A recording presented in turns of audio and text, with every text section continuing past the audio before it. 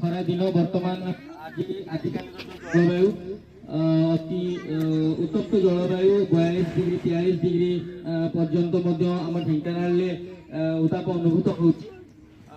दिन 10टा पर आपण माने बाहर को बाहरिले निहाती खरा दौरी एक्चुअली आपनकर देह खराब हेई पारे तो आपण माने जहाँ भी काम रखुचंदी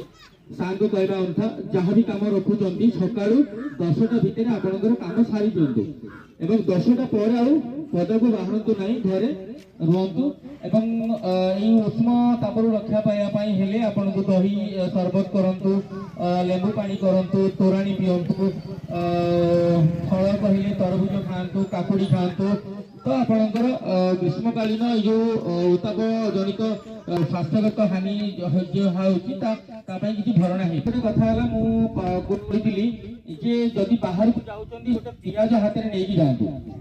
दिने गोटे पियाज ओली होती पियाज हाथ में नहीं जातु जदि आप मागणार चिकित्सा प्रदान करा जाउची तेणु आपण माने भयभीत होवार नहीं निहाती तांकु सांगे सांगे